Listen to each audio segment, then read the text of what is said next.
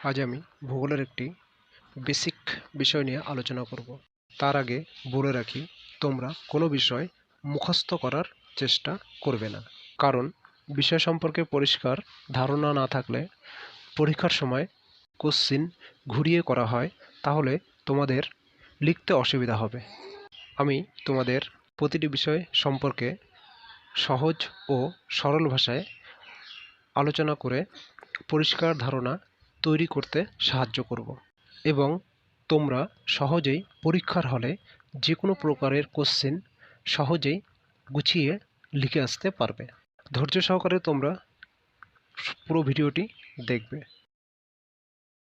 আজ আমি ভূমিরূপ প্রক্রিয়া নিয়ে আলোচনা করব। এই বিষয়গুলি 6 থেকে 12 বা কলেজের ছাত্রছাত্রীদের অবশ্যই জানা প্রয়োজন। পৃথিবী পৃষ্ঠের গঠন প্রাথমিকভাবে সুবিশাল মহাদেশ ও মহাসাগর দ্বারা চিহ্নিত। এই মহাদেশ ও মহাসাগরের উপর রয়েছে পাহাড়, পর্বত, মালভূমি ও সমভূমি। পৃথিবীর ভূমিরূপ সৃষ্টির প্রক্রিয়া 3 ভাগে ভাগ করা যায়। প্রথমটি হলো প্রাথমিক পর্যায়, দ্বিতীয়টি দ্বিতীয় পর্যায় এবং তৃতীয়টি তৃতীয় পর্যায়। প্রথম পর্যায়ে মহাদেশ এবং মহাসাগরের উৎপত্তি ঘটে। দ্বিতীয় পর্যায়ে পাহাড়, পর্বত, মালভূমি ও সমভূমির সৃষ্টি হয় এবং তৃতীয় পর্যায়ে পাহাড়, পর্বত, মালভূমি, সমভূমির উপর বিভিন্ন প্রকার বহির্জাত প্রক্রিয়া, ক্ষয়, সঞ্চয়ের দ্বারা বিভিন্ন প্রকারের ভূমিরূপ সৃষ্টি হয়। যেমন কয়েকটি ভূমিরূপ এখানে দেখানো হলো। তোমরা দশম শ্রেণীতে এই সমস্ত ভূমিরূপগুলি সম্পর্কে পড়ে থাকবে। এবার আমরা জানব ভূমিরূপ প্রক্রিয়া কী। ভূমিরূপ প্রক্রিয়া হলো পৃথিবীর বহির্ভাগ ও অভ্যন্তরভাগের নানান প্রাকৃতিক শক্তি বা বল দ্বারা ভূমিরূপের পরিবর্তন সাধিত হলে তাকে ভূমিরূপ প্রক্রিয়া বলে। অর্থাৎ ভূমিরূপ প্রক্রিয়া হলো ভূপৃষ্ঠের চেহারা পরিবর্তনকারী প্রক্রিয়া। এবার আমরা ভূমিরূপ প্রক্রিয়ার শ্রেণীবিভাগ সম্পর্কে জানব। এখানে তোমরা ভূমিরূপ গঠনকারী প্রক্রিয়ার শ্রেণীবিভাগ দেখতে পাবে। ভূমিরূপ গঠনকারী প্রক্রিয়া প্রধানত 2 প্রকার। প্রথমটি পার্থিব প্রক্রিয়া, দ্বিতীয়টি মহাজাগতিক প্রক্রিয়া। পার্থিব প্রক্রিয়াকে আবার 2 ভাগে ভাগ করা যায়, প্রাকৃতিক প্রক্রিয়া এবং অপরটি মানবীয় প্রক্রিয়া। প্রাকৃতিক প্রক্রিয়া আবার 2 প্রকার। একটি হলো অন্তর্জাত প্রক্রিয়া, অপরটি হলো বহির্জাত প্রক্রিয়া। অন্তর্জাত প্রক্রিয়া আবার 2 প্রকার। একটি আকস্মিক প্রক্রিয়া, অপরটি ধীর প্রক্রিয়া। আকস্মিক প্রক্রিয়া আবার 2 প্রকার। একটি হলো ভূমিকম্প, অপরটি হলো অগ্ন্যুচ্ছ্বাস। ধীর আলোড়ন প্রক্রিয়া আবার 3 প্রকার। একটি হলো সমুদ্রতলের পরিবর্তন, সমস্থিতিক আলোড়ন এবং ভূগাঠনিক সঞ্চালন। ভূগাঠনিক সঞ্চালন আবার 2 প্রকার, গিরিজনী আলোড়ন ও মহীভবক আলোড়ন। এবার চলো আমরা বহির্জাত প্রক্রিয়ার শ্রেণীবিভাগ দেখে নিই।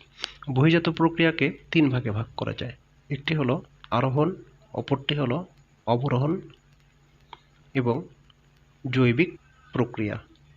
অবরোহণ আবার 3 প্রকার, আবহবিকার, পুঞ্জিত ক্ষয় এবং ক্ষয়। এবার আমাদের এই ভাগগুলি সম্পর্কে বিস্তারিত জানতে হবে। প্রথমে আমরা পার্থিব প্রক্রিয়া সম্পর্কে জানব। পৃথিবীতে যে সমস্ত ভূগঠনকারী প্রক্রিয়া ঘটে তাদেরকে পার্থিব প্রক্রিয়া বলে। পার্থিব প্রক্রিয়া 2 ভাগে ভাগ করা যায়।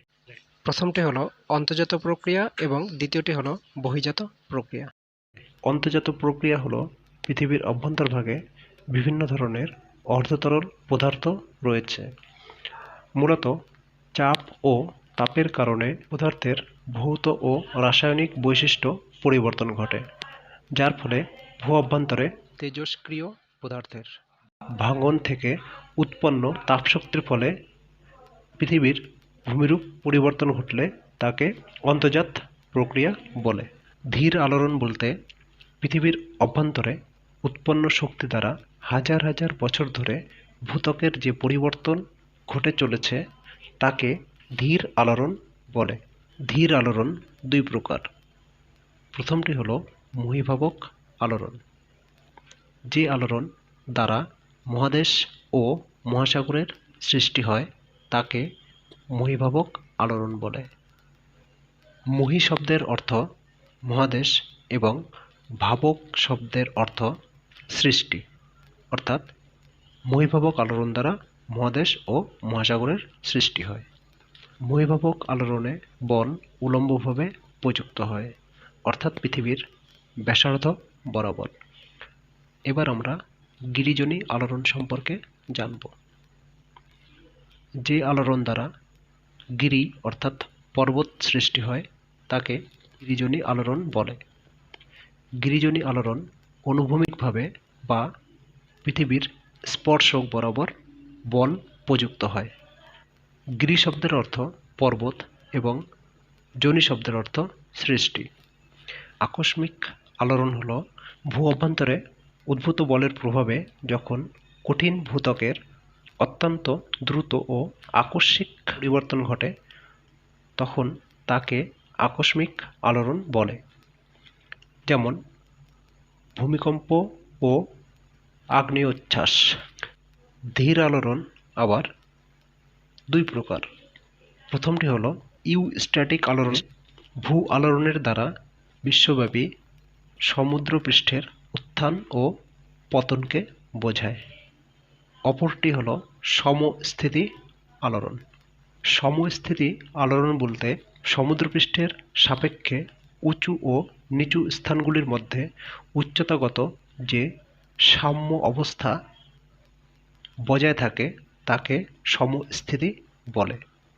অবরোহণ প্রক্রিয়া ও আরোহণ প্রক্রিয়া।